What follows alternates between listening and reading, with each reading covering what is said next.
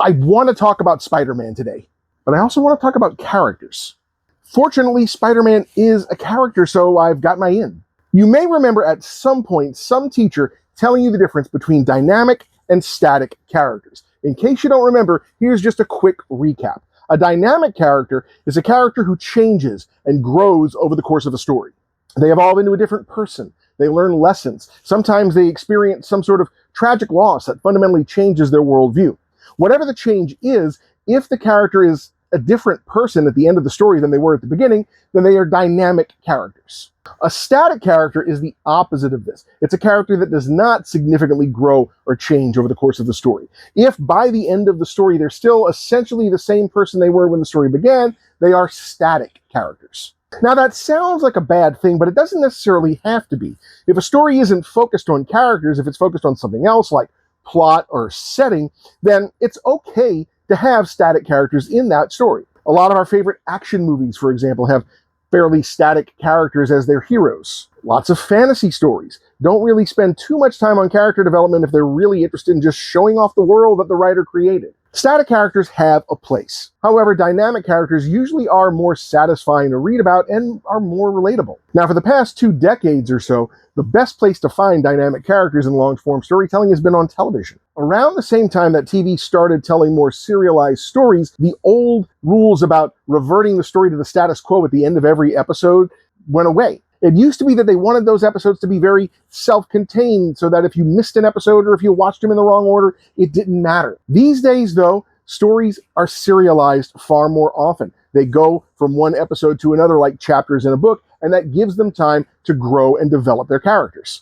It's harder to do that in the movie because you've got much less time with the characters than you do on a television show. A lot of your classic superhero movies show the character growth in the origin story, but then the character kind of freezes in place for the rest of the series. But with the 4th solo film in his series in theaters right now, I feel like Tom Holland's Spider-Man has shown more growth and evolution than maybe any other superhero character in cinema history. Cinema history, I have to stress. It's very easy to find dynamic superheroes in comic books or on television. But in the movies, it's been very rare until now. Holland has been playing Spider-Man for 10 years now, ever since 2016's Captain America Civil War. And in that time, he's had 4 solo movies, each one of which has changed and moved the character forward in a specific way. In the first movie, Spider-Man Homecoming, he's a brand new hero. He's learning the ropes, and he has come to rely very much on the suit that Tony Stark has made for him. He wants to make it to the big leagues. He wants to be an Avenger. But when Stark takes the suit back and he's forced to fight the Vulture without it,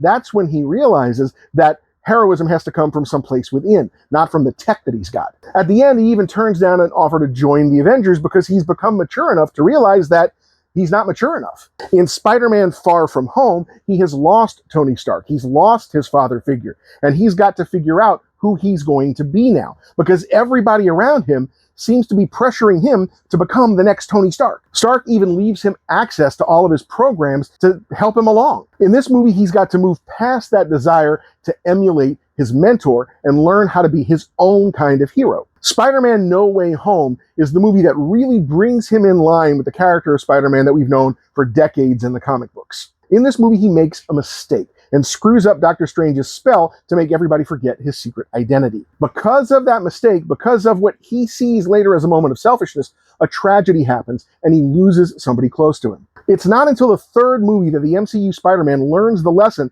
that the comic book Spider-Man learned in the first 15 pages of his original story. With great power, there must also come great responsibility. And it's the first adaptation that actually gets the wording right. Anyway, on to the new movie, Brand New Day.